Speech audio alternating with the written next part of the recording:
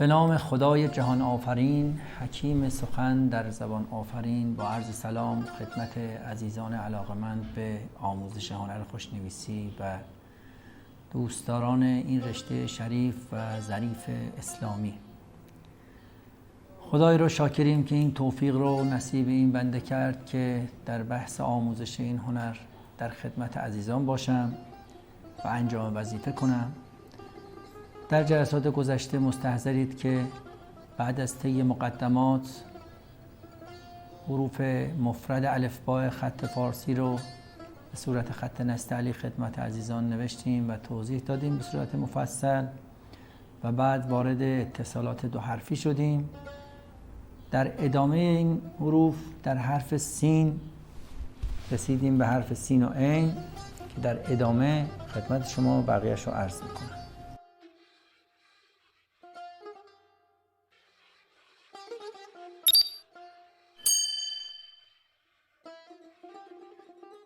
حرف سین و شین در اتصال به حرف فا عرض کردیم که حرف سین با یک شیب ملایم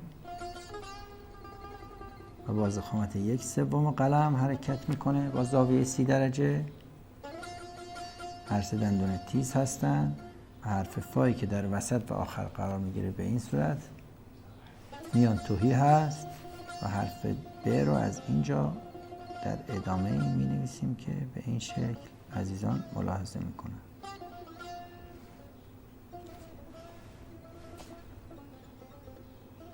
دقت داشته باشید در این دو نقطه مقابل هم نازکترین قسمت این اتصالات انجام میشه.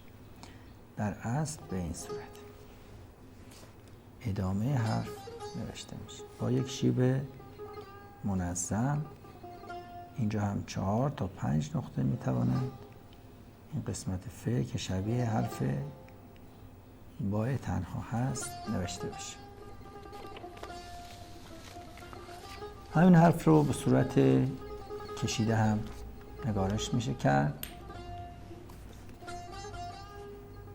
منتها قدری از بالاتر شروع میکنیم که شیب این حرف همون زاویه 30 درجه، ولی چون طول این حرف زیاده ما قدری از بالاتر شروع میکنیم.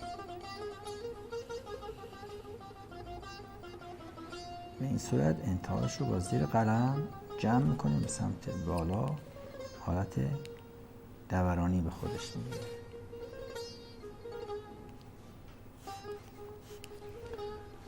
نه تا 11 نقطه هم طول این حرف.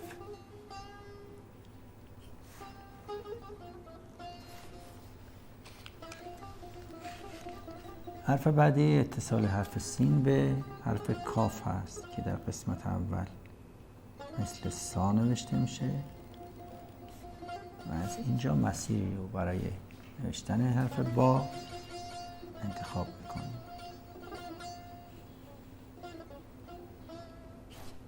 به این صورت 4 تا 6 نقطه هم طول این قسمت خواهد شد. این حرف رو به صورت بلند هم می شود نوشت. حرف سین در اتصال به حرف لام به همین شکل که قبلا ملاحظه کردید، منتها این قسمت با 2/3 قلم. اینجا رو دقت کنید تمام قلم نباشه. به این شکل دسته لام وصل میشه و بعد ادامه حرکت نیم بیضی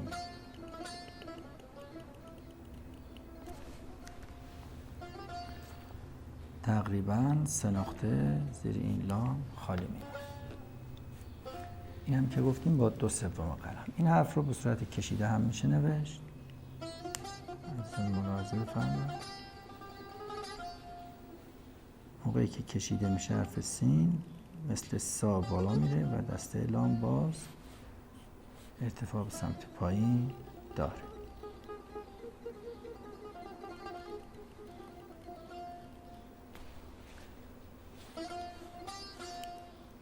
بیشتر از 2 نقطه شیب نمیگیره گودی اینجا هم یک نقطه است و اینجا هم یک نقطه و نیم بالا. 2 نقطه هم در زیر و بعد چرخش.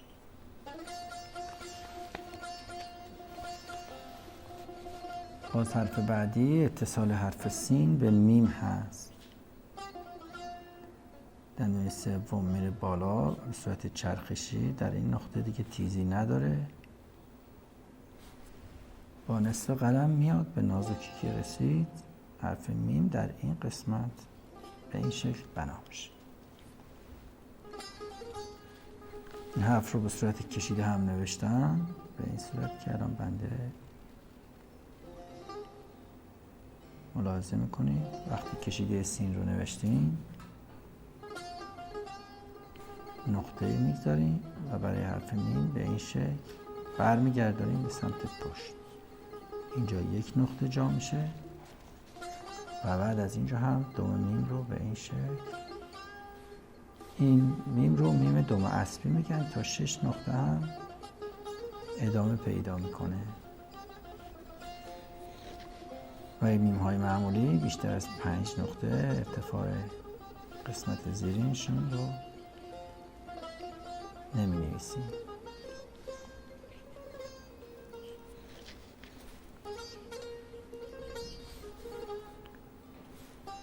طول اینم تقریبا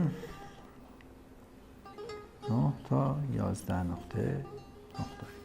عزیزان دقت بفرمایید، برآمدگی این قسمت طبیعتاً کمتر از قسمت زیر میشه.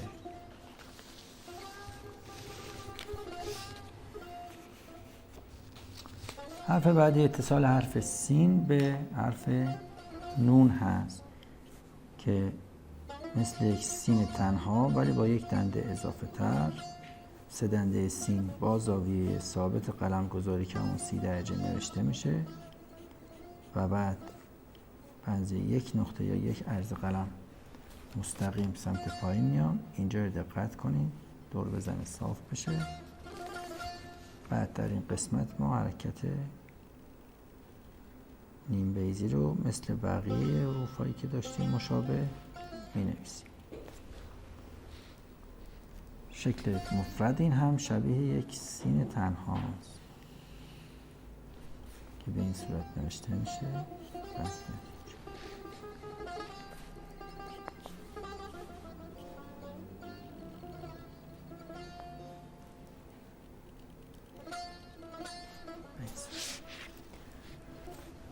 این هم تقریبا 7 تا 9 نقطه میتواند باشه طولش، کمتر هم میتوانیم، بستگی داره که ما چه اختیار بکنیم. 2 تا 3 نقطه هم میتواند شیب داشته باشه.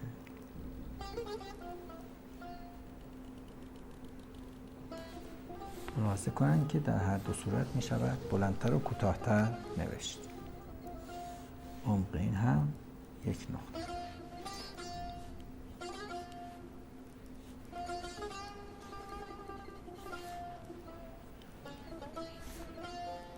سین و نون مثل کشیده سین میشه، نقطه در وسط قرار میگیره.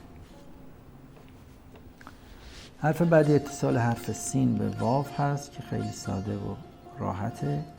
با شیب یک نواخت 30 درجه با ضخامت 1/2 دندانه ها به حالت نیم بیضی های برش خورده به پشت سر واو به این شکل وصل میشه.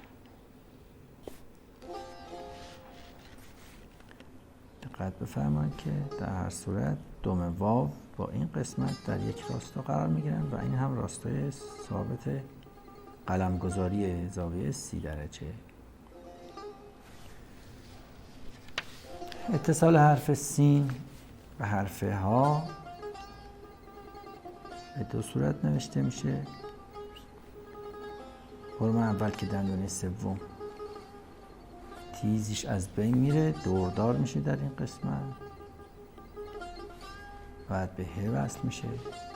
فرم دوم که اساتید قدیم معمولا استفاده میکردن الان کمتر استفاده میشه.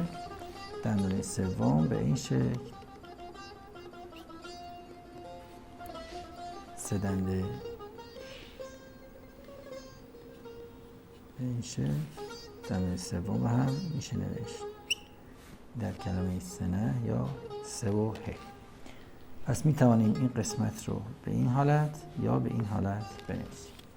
شکل بعدی کشیده سین هست. سین در حالت کشیده به این صورت وصل میشه به حرف ها. یک بار دیگه نگارش میکنم.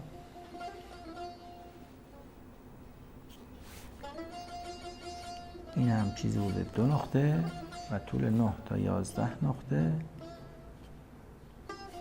میتواند طول داشته باشه.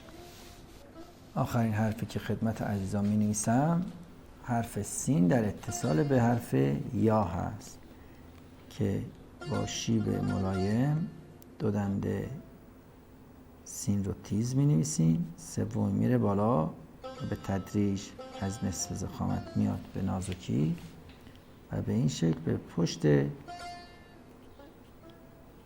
یا وصل میشه. اینجا رو دقت کنن عزیزان، 1 نقطه تقریبا جا بشه.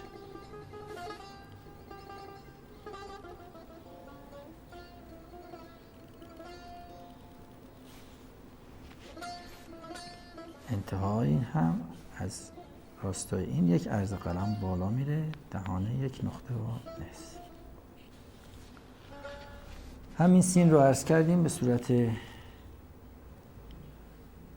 اتصال به یای معکوس هم میشه نوشت به این صورت که از اینجا حرف یا رو به این فرم می نویسم. 1 نقطه در اینجا فضا شبیه همونطور که عرض کردیم ماهی اینجا به خط برخورد میکنه و 1 نقطه به بالا میره. خب عزیزان ملاحظه کردند که اتصالات حرف سین به چه شکل و به راحتی می شود نوشت.